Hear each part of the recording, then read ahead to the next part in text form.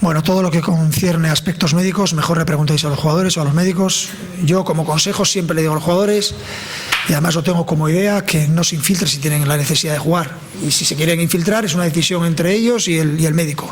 Todos los aspectos médicos requieren de una cierta tranquilidad a la hora de hacer públicas, depende de qué cosas, porque pertenecen al paciente o al jugador en este caso.